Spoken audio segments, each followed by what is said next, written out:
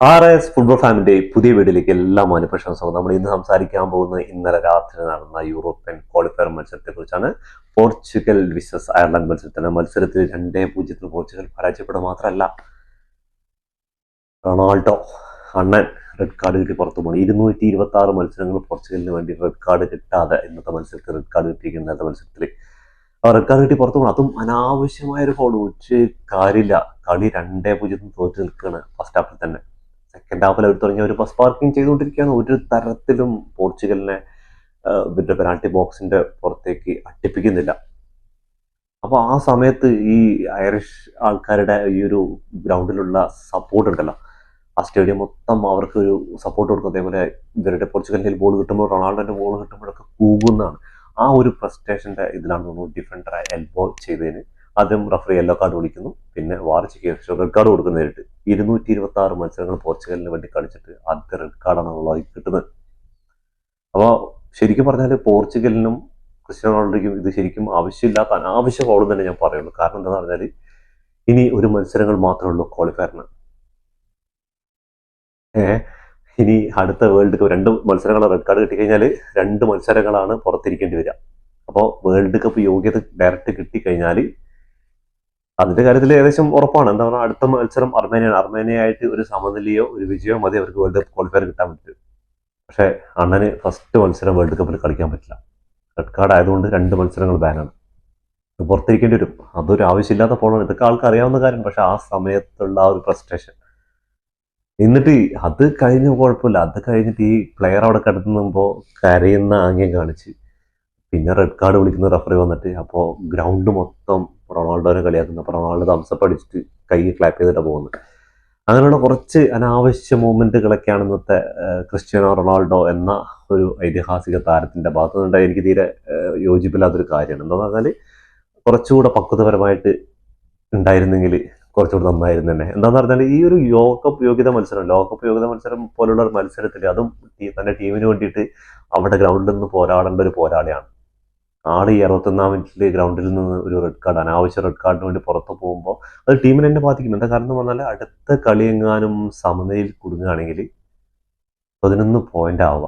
അപ്പോൾ അടുത്ത കളിയിൽ ഹംഗറി വിജയിക്കുകയാണെങ്കിൽ, ഹംഗറിയും അയർലൻഡ് വിട്ട മത്സരമുണ്ട്, ഹംഗറി എങ്ങാനും വിജയിക്കുകയാണെങ്കിൽ പിന്നെ പോർച്ചുഗലിന് പണിയാണ്. അപ്പോൾ യൂറോപ്പിൽ എഫ് ഗ്രൂപ്പിലാണ് പോർച്ചുഗലും ഹംഗറിയും അയർലൻഡും അർമേനിയ ഉള്ളത്. ഇപ്പോൾ 5 മത്സരങ്ങൾ പോർച്ചുഗൽ കംപ്ലീറ്റ് ചെയ്തപ്പോൾ 3 വിജയവും 1 സമനിലയും 1 തോൽവി അടക്കം 10 പോയിന്റുകളാണ്. അതേപോലെ ഹംഗറി ആവട്ടെ 5 മത്സരങ്ങളിൽ 2 വിജയവും 2 സമനിലയും 1 തോൽവി അടക്കം 8 പോയിന്റ് ഉണ്ട്. അതേപോലെ അയർലൻഡ് ആണെങ്കിൽ 5 മത്സരങ്ങളിൽ നിന്ന് 2 വിജയവും 1 സമനിലയും 2 തോൽവി അടക്കം 7 പോയിന്റ് ആയിട്ടുണ്ട്.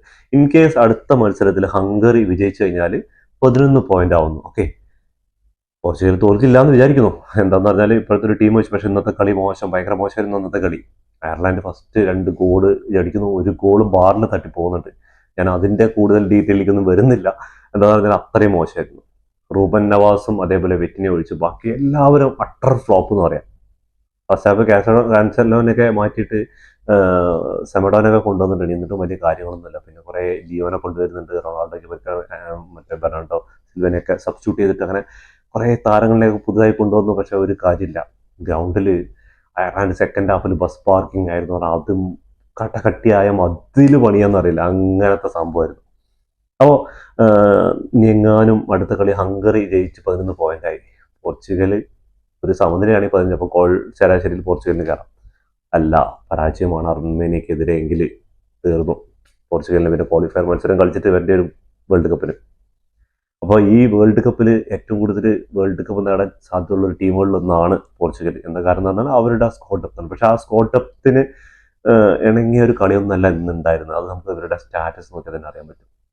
എനിക്ക് പറയാനുള്ള ഇത്രേ ഉള്ളൂ, അണ്ണൻ ചെയ്തത് ഭയങ്കര മോശമായ ഒരു കാര്യമാണ്. എന്താണെന്ന് പറഞ്ഞാൽ ഇന്ന് കളിയിൽ ആ 2 ഗോൾ തിരിച്ചടിക്കുന്ന സമയത്ത് 60-ാം മിനിറ്റിൽ പോർച്ചുഗൽ 10 ആളായിട്ട് കളിക്കുകയാണ്. എന്നിട്ട് ഗോൾ അടിക്കാൻ അയർലൻഡിനെതിരെ നടക്കുന്നില്ല. എല്ലാ വഴികളും നോക്കി, റാമോസിനെ ഇറക്കുന്നുണ്ട്, എല്ലാ വഴിയും നോക്കി, ഒരു രക്ഷയില്ല. അപ്പോൾ ആളവിടെ ഉണ്ടായിരുന്നെങ്കിൽ ചിലപ്പോൾ ഒരു സമനിലയും കിട്ടിയിട്ടുണ്ട്. സമനില മതിയായിരുന്നു അവർക്ക്. ഇന്നൊരു സമനില ഉണ്ടെങ്കിൽ അവർക്ക് വേൾഡ് കപ്പ് ക്വാളിഫയർ ആണ്. അപ്പോൾ അത്ര ഒരു ഉത്തരവാദിത്വം ഇല്ലാതെ കാണിച്ച ആ ഒരു എന്താണ് സംഭവിച്ചതെന്ന് അറിയില്ല. ആ ഒരു സമയത്ത് അയർലൻഡിന്റെ പ്ലെയർ ഇങ്ങനെ തള്ളിക്കൊണ്ടിരിക്കുന്ന റൊണാൾഡോനെ അപ്പോൾ ഒരു എൽബോ വെച്ച് കുത്തു കൊടുത്തു. അതാ കിടക്കുന്നു. അത് വാറിൽ കറക്റ്റായിട്ട് പിടിക്കപ്പെടുകയും ചെയ്തു. അതിനുശേഷം ആള് ഗ്രൗണ്ട് വിടുകയാണ്. അപ്പോൾ വേൾഡ് കപ്പ് ക്വാളിഫയർ മത്സരത്തിനും അവസാനത്തെ ക്വാളിഫയർ മത്സരമാണ്. റൊണാൾഡോയ്ക്ക് ഇനി ക്വാളിഫയർ മത്സരങ്ങൾ ഉണ്ടാവില്ല. എന്താ പറയുക, 2026 കൂടിയിട്ട് റൊണാൾഡോ ഫുട്ബോൾ ഇന്റർനാഷണൽ ഫുട്ബോൾ എന്ന് ഇവിടെ പറയാണ്, അതിൽ യാതൊരു സംശയമില്ല. അപ്പോൾ അങ്ങനെയാണ്.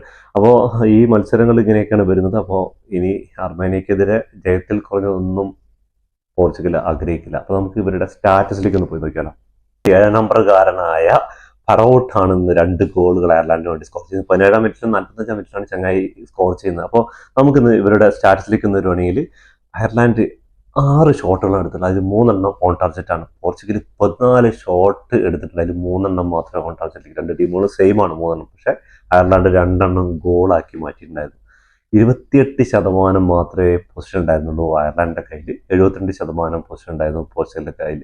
പക്ഷെ കാര്യമില്ല, ബോൾ ഇങ്ങനെ കൊണ്ടുപോയിട്ട് അവരുടെ പെനാൾട്ടി ബോക്സിന്റെ അവിടെ അതൊക്കെ സെക്കൻഡ് ഹാഫിലാണ് കൂടുതലും നടന്നിരിക്കുന്നത്.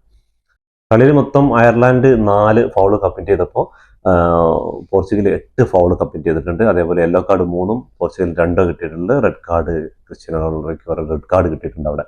അതേപോലെ ഓഫ് സൈഡ് നോക്കുകയാണെങ്കിൽ അയർലാൻഡ് 4 ഇവിടെ 1 ഓഫ് സൈഡാണ് പോർച്ചുഗലിന്റെ ഭാഗത്തുള്ളത്. കോർണേഴ്സ് 5 വിൻ ചെയ്തപ്പോൾ അയർലാൻഡ് 5 വിൻ ചെയ്തപ്പോൾ പോർച്ചുഗൽ 9 വിൻ ചെയ്തിട്ടുണ്ട്. അപ്പോൾ എന്തായാലും അടുത്ത ഒരു മത്സരം പോർച്ചുഗലിനെ സംബന്ധിച്ചിടത്തോളം ഭയങ്കര കടുപ്പം. ഇത് എന്താ പറഞ്ഞാൽ കളിക്ക് മുമ്പുള്ള ഇന്റർവ്യൂവിൽ പ്രസ് കോൺഫറൻസിൽ റൊണാൾഡോ പറഞ്ഞിട്ടുണ്ട്, അയർലാൻഡിൽ പോയി കളിക്കുക എന്നുള്ളത് ഭയങ്കര ടഫായിട്ടുള്ള കാര്യം തന്നെയാണ്. ഞങ്ങൾ ഫുൾ ഫൈറ്റ് ചെയ്യും അവരുടെ കളിയിൽ വിജയിക്കാൻ വേണ്ടിയിട്ട്. ഞങ്ങൾ വിജയത്തെക്കുറിച്ചൊന്നും ആഗ്രഹിക്കുന്നില്ല. അവിടുത്തെ സ്റ്റേഡിയം അവിടുത്തെ കാണികളും എനിക്കെതിരെ പോകുന്നുള്ള കാര്യത്തിൽ ഒരു സംശയമില്ല. അപ്പോൾ മുൻവിധിയോടുകൂടിയാണ് പോയത്. പക്ഷേ എന്നിട്ട് പോലും ചെങ്ങായി ഇങ്ങനൊരു റെഡ് കാർഡിന് വാങ്ങിക്കാനുള്ള ഒരു പണി എടുത്തല്ലോ. അതും ഈ കരിയറിൽ അവസാനം ആയിക്കൊണ്ടിരിക്കുകയാണ്. ഒരു റെഡ് ഇല്ലാതെ അവരുടെ ഒരു കരിയർ അവസാനിക്കുകയാണെങ്കിൽ എന്താ അല്ലേ, അടിപൊളിയായിരുന്നല്ലേ. പക്ഷേ അതിനുള്ള അവസരം ഉണ്ടായിരുന്നില്ല. അങ്ങനെ റെഡ് കാർഡ് കിട്ടിയിട്ട് ക്രിസ്ത്യാനോ റൊണാൾഡോ ഇനിയുള്ള 2 മത്സരം, ഒന്ന് വേൾഡ് കപ്പ് ക്വാളിഫയർ അവസാന മത്സരവും വേൾഡ് കപ്പിലെ ആദ്യ മത്സരവും കളിക്കാനുണ്ടാവില്ല. അപ്പോൾ എന്തായാലും കാത്തിരുന്ന് കാണാം. അപ്പോൾ ഇതോടുകൂടി ഈ വീഡിയോ അവസാനിക്കുന്നു. ഫുട്ബോൾ ലോകത്തെ പുതിയ വിശേഷങ്ങളുമായി വീണ്ടും കാണാം. ഈ വീഡിയോ ഇഷ്ടപ്പെട്ടാൽ ലൈക്ക് ചെയ്യുക, ഷെയർ ചെയ്യുക, സബ്സ്ക്രൈബ് ചെയ്യുക.